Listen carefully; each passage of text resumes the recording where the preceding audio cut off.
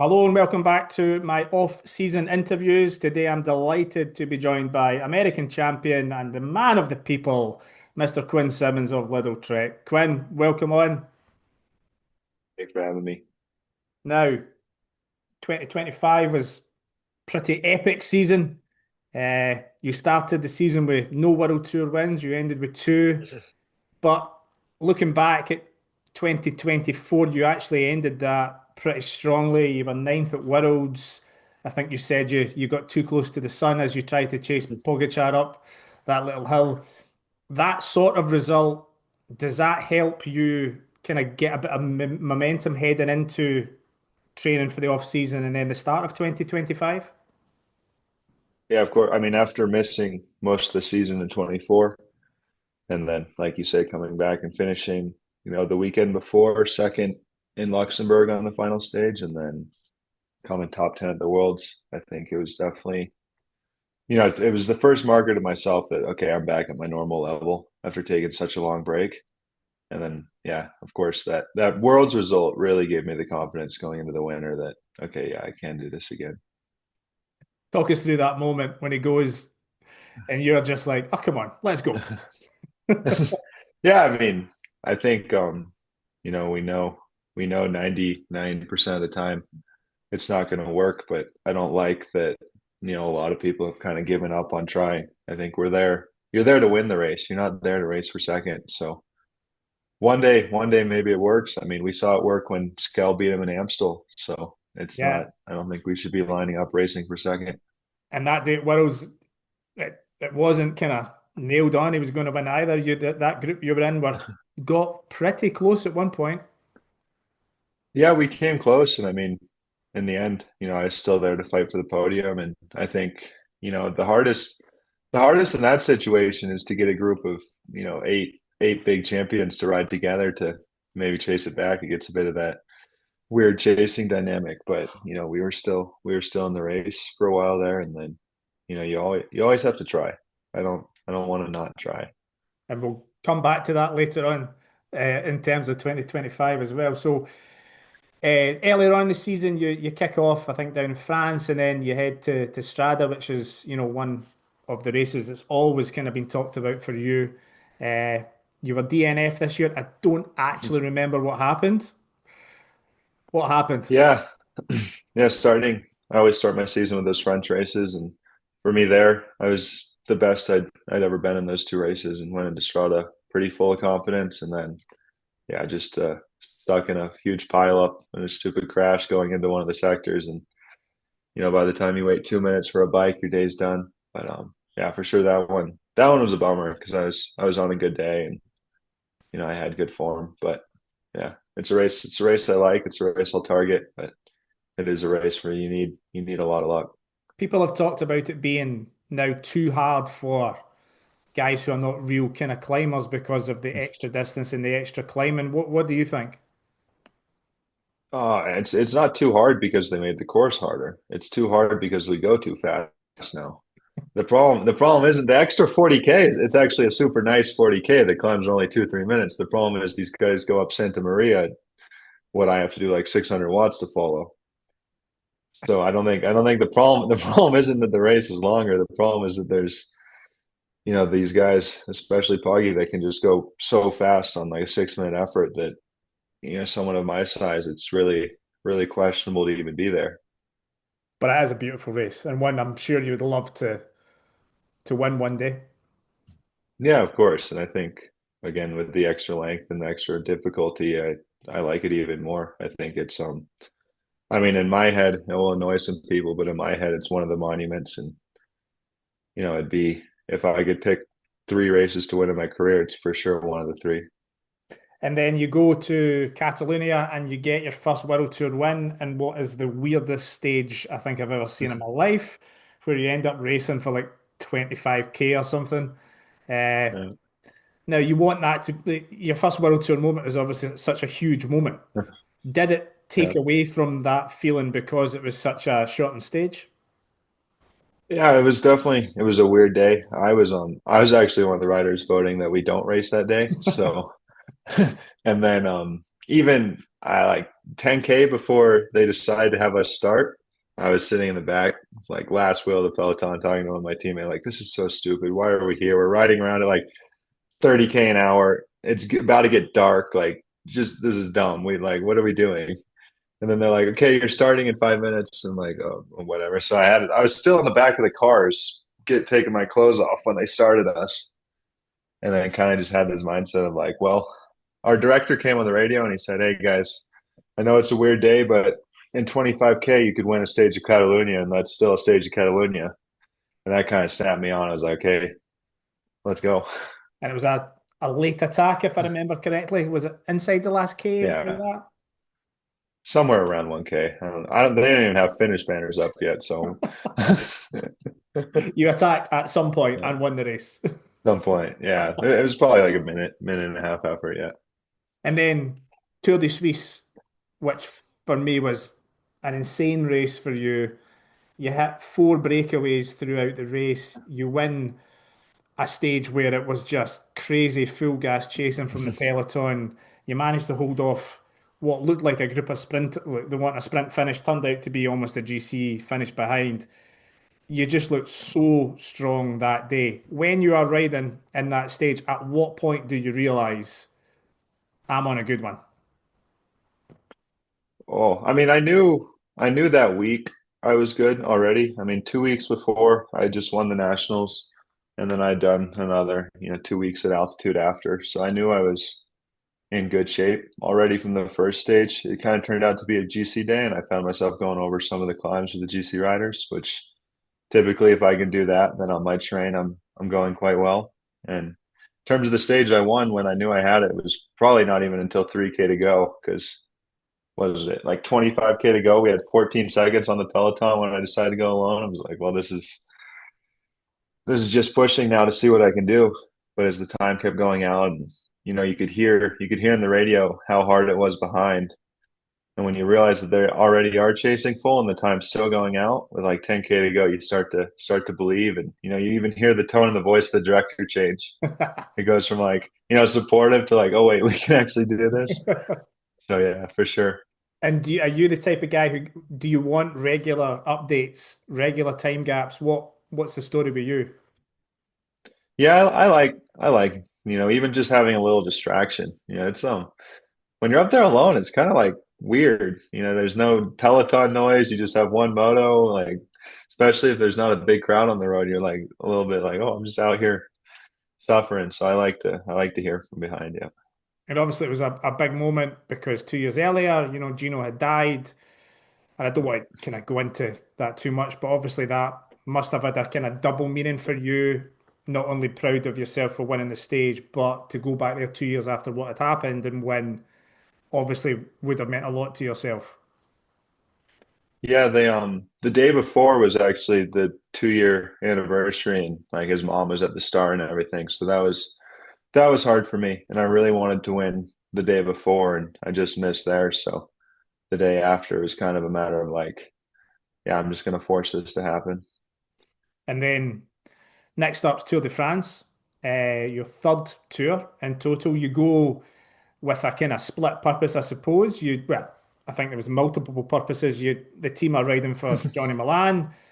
You had Skelmoser there as well, and then you've got some freedom in terms of breakaways. The first bit, riding for Milan and getting involved in some of the sprint work or chasing down breaks. How's that? He's such an amazing rider, an amazing finisher. It must be good to know that you're going to work all day and he's going to take a win.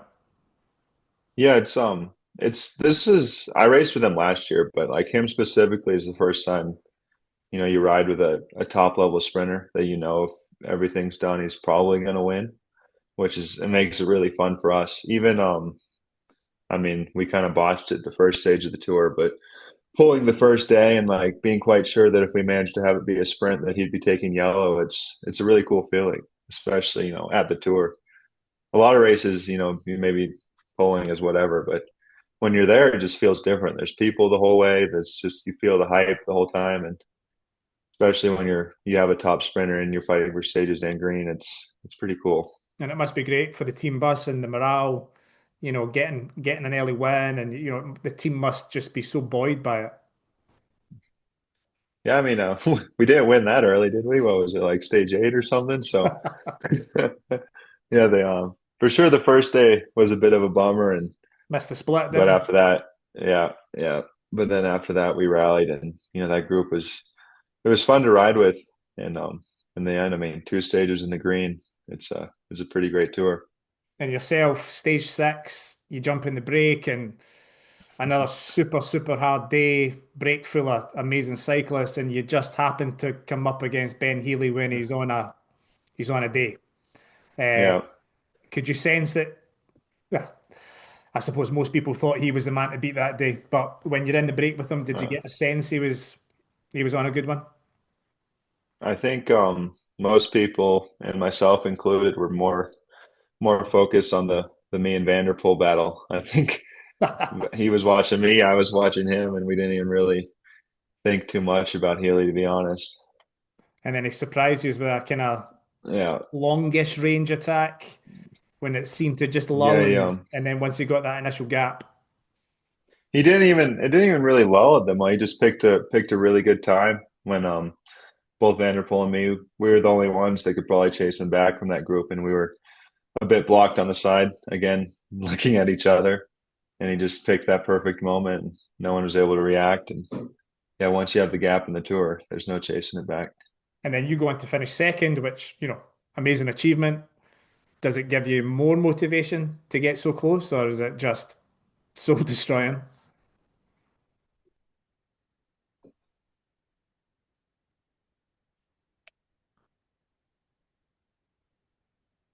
Sorry, you dropped out there. Yeah, yeah. All I heard was second, and then you I froze. said, so let me think of what that question was. So you finished second that day, getting so close, was that kind of morale boosting, or does it, how much does it hurt? Yeah, of course. I mean, it hurts. You want to win a tour stage, but in the end, if you just get beat by legs and not having the right tactics, then you can't really be too upset about it. It's like fair enough. But yeah, to come second, it's nice because you're second in tour stage, but in the end, it's you didn't win. So I look at more as I didn't win the stage more than I got second at the stage. Stage 11, you're back at it with the big boys in the breakaway. This time, Van Aert and Van der Poel. Uh, that was the day was Abrahamson went on to win, and it was Yeah, again another super intense, super hard day.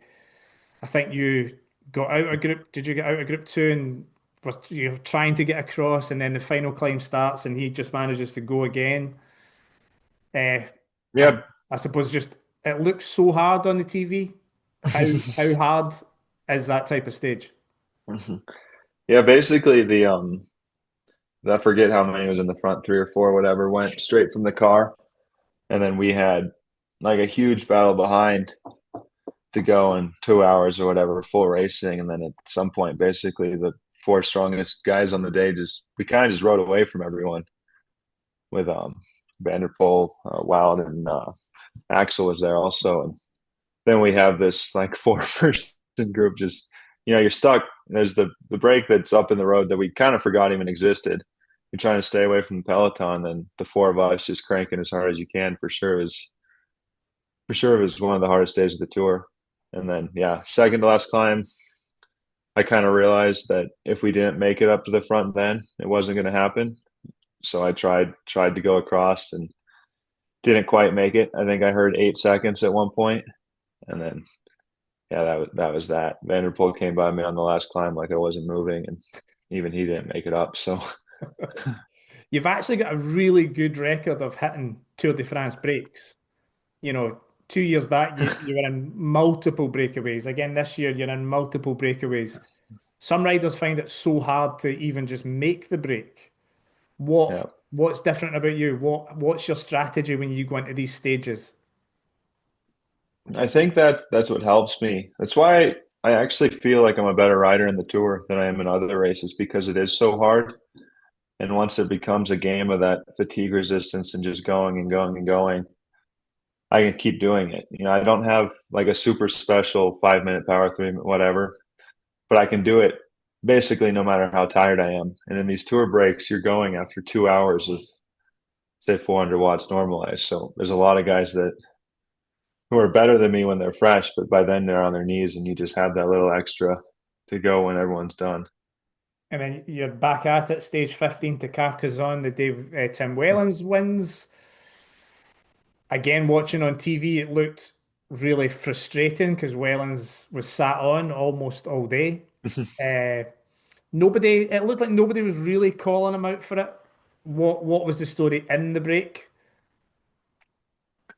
Yeah, I mean, it's a hard because you want to sit up and be like, okay, yeah, if you don't ride, I don't ride. But then if everyone does this, there's no break. And I think a lot of the times there's always going to be the one guy doing it, and you have to ignore it sometimes. And maybe some days you're that guy. But yeah, that stage was so hard, and we were going so fast, and the peloton stayed so close for so long that there wasn't really much thinking until the last hour and a half. It's kind of you just riding as hard as you can.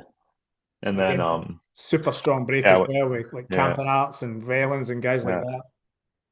yeah. And then when from that group Stora attacks on the last real climb, I mean, I did following him. I did my best 10 minute of the year, I think. And then we come over the top with the group of four of us there with him, myself, Victor, and Wellens. And from that point, I thought it was actually a super good opportunity for me because I figured the four of us would just go to a sprint, and I would back my sprint out of that group. But yeah, Wellens made a nice sneak attack, and we never saw him again. And then our group kind of was so frustrated because Victor wouldn't pull. Me and Stora were pretty tired, and then eventually the whole group came back to us. So didn't even get a small result out of it. But you're there again, so What was the they final stage like? How did you find it? With the crowds looked absolutely insane on that Montmartre climb.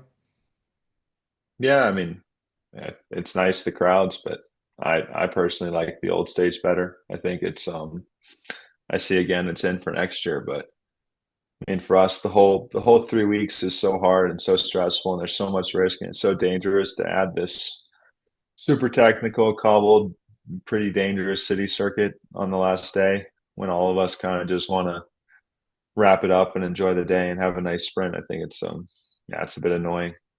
And hopefully next year, not the same weather as well. Yeah, for sure the rain definitely did not help. Rain being that dark that time of day, and then yeah, those city cobbles are pretty slippery. So The Montreal was your next sort of big result. Third was considering the climbing, how hard it is, how hard yeah, UE make the race. For me, that's the most surprising result I think I've seen you achieve yet. You obviously didn't win the race, but to go third mm. and be better than almost everybody else when there's like 4,000, 5,000 meters of climbing. Uh, did you think you could achieve that type of result on that type of circuit? No, it's I'd never even finished the race before. I'm normally out of that thing by like 4 or 5 laps to go. But the worlds were coming, so I was really motivated just to get through it because I wanted the last hard training for the worlds. And I mean, even up until like 4 laps to go, me and Scale were debating like who would help who. I'm like, nah, it's good for you. Just leave me. I'm gonna get dropped. Just wait. I'm gonna get dropped. And then I ended up being way better than I expected. So yeah, that was a nice surprise, especially like you say, without much climbing and with the pace they rode. I mean, it was one of the biggest power files I've done in my career. So we definitely weren't going slow. And was it a moment of I'm away with McNulty here. This is good. This is good. He's not coming across. He's not here. No, they came across pretty quick, but yeah, of course you still have a little delusion in thinking that when the attack goes you can follow, but yeah, that didn't happen. Yeah, but I mean, thinking ahead to 2026 Worlds, which is on the Yeah. same circuit, must give you a lot of confidence. Yeah, the world's I mean it's a bit of a run in, so it's a longer race, which is nice, and then a few less laps, which I think make it, right on the limit for someone of my size, but I think it is possible to be up there. And yeah, for sure I like racing on that circuit. I like that it's the North American worlds, make them have to travel for once instead of me. That'll be nice. It was Yeah, super. it'll It be looks like being a great race. Like that circuit. I love the circuit. It's yeah, so good. And I think the length of the climb is good. It increases the yeah. chances for other types of riders, I suppose, to win. Yeah, I think it'll be super nice. And I mean, if you look at the six or however many spots we end up having, I think the US will put together a super good team for there. So yeah, it's pretty exciting. And then you head to Lombardia, the most insane long breakaway I think I've seen for a very, very long time. You go with the break, you then drop everybody, go solo, take on the Gandia climb by yourself. Pogacar comes across. I think the whole of the world watching was willing you to follow his wheel. And you just, obviously, you couldn't follow. Right. Yeah. Might be a silly question. Did you expect to be so strong when you decided to go for the break?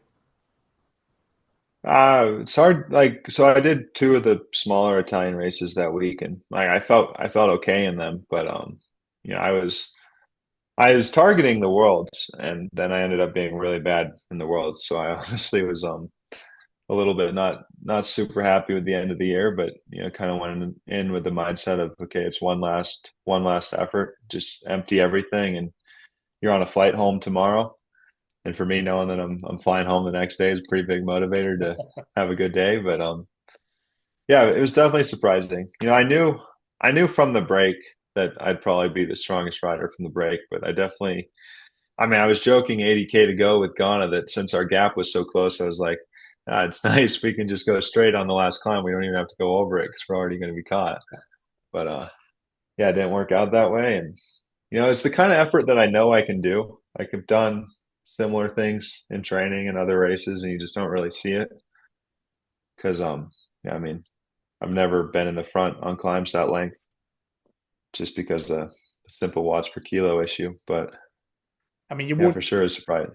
you would never know, but same legs without going in the breakaway. Do you think you could have kind of gone second place?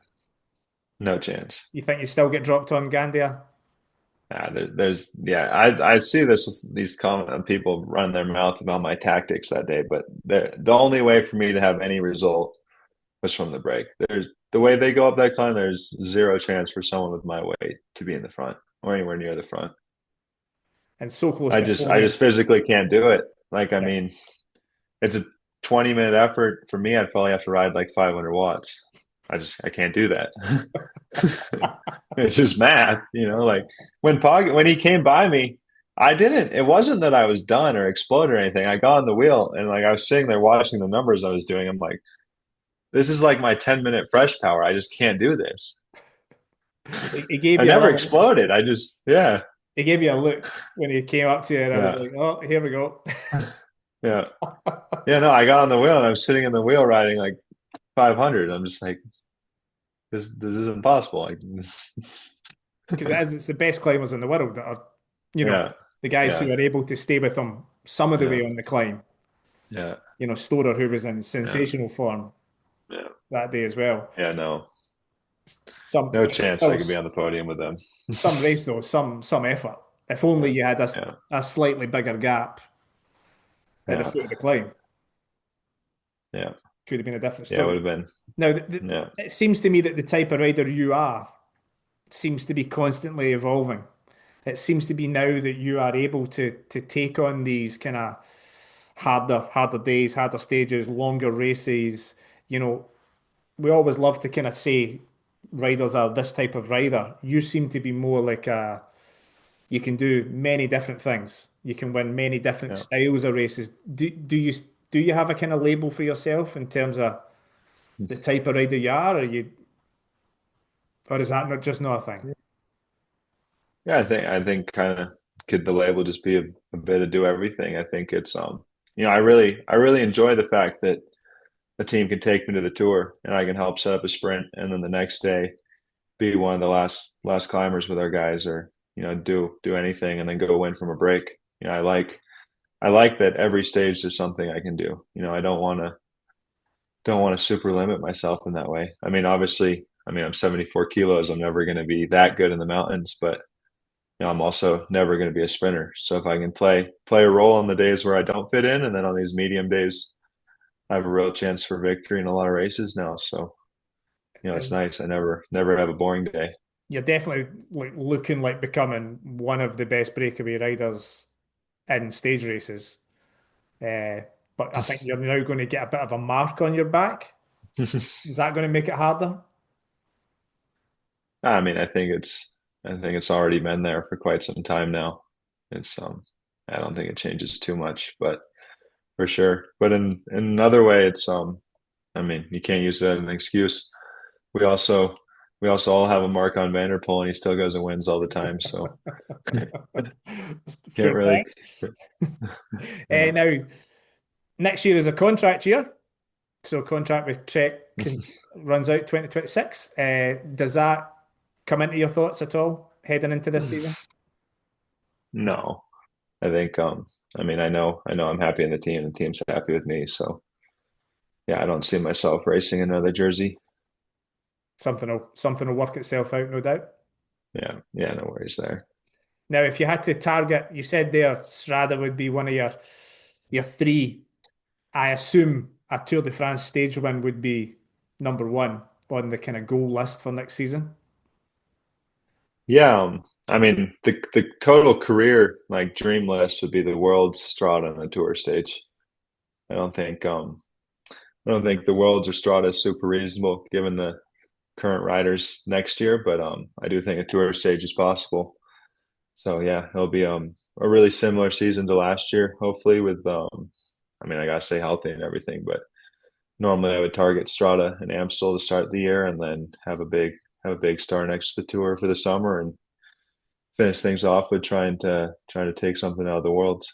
How much do you study the route of the Tour de France? Like, is it a Not at quick all. look and then, or is it just, no, it's going to be that stage, that stage, that stage? I honestly I won't even look at the book really until we get there. Love it. Love the approach. Right, Quinn, thank you very much for giving up your time on Yeah, Thanksgiving. cool. Hopefully you can nail one or two or three of those big targets you've got for next season and beyond.